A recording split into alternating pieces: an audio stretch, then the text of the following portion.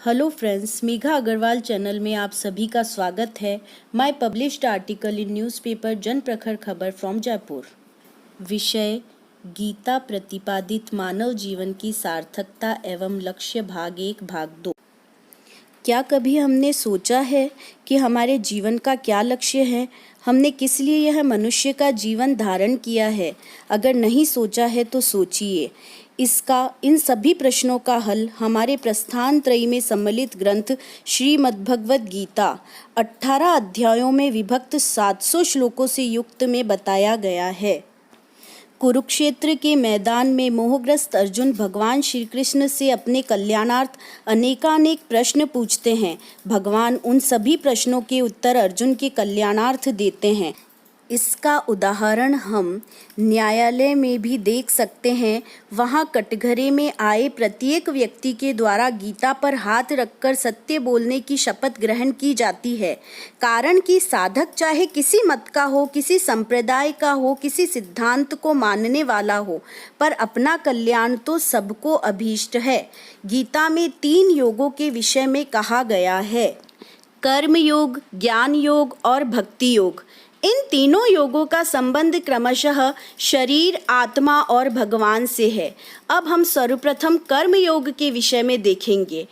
कर्म योग का साधनभूत शरीर है। इस शरीर के द्वारा मनुष्य जगत के लिए कर्म करता है, चाहे वह कर्म खुद को अच्छे लगे या बुरे लगे। संसार के लोगों की जो अभिलाषा है उसके अनुरूप उसे कर्म करना ही पड़ता है। गीता में निष्काम कर्मयोग का संदेश दिया गया है।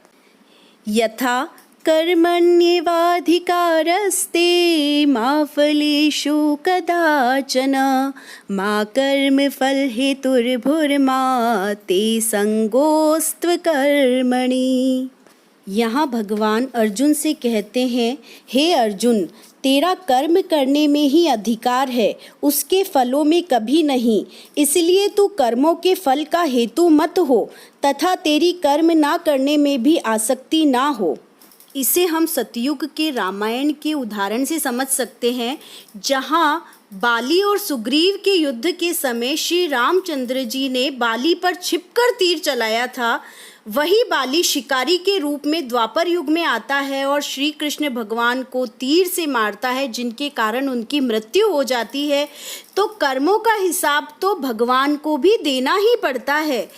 मनुष्य किसी के साथ में गलत करता है तो उसे उन गलत कर्मों का हिसाब इस जन्म में या अगले जन्म में देना ही पड़ता है। इसीलिए गीता हमें निष्काम कर्मयोग का संदेश देती है। अंत में मैं इन्हीं शब्दों के साथ अपनी वाणी को विराम देना चाहूँगी कि महाभारत हमें जीवन में क्या नहीं करना चाहिए बताती है, रामायण हमें जीवन में क्या करना चाहिए बताती है, लेकिन श्रीमद्भगवत गीता हमें जीवन कैसे जीना है वो बताती है। तो इसीलिए हमें श्रीमद्भगवत गीता को पढ़ना चाहिए, उसे अपने जीवन में उतारना चाहिए। फ्रेंड्स, यदि आपको मेरा यह वीडियो पसंद आया है तो इसे लाइक शेयर करना ना भूलें। Thank you.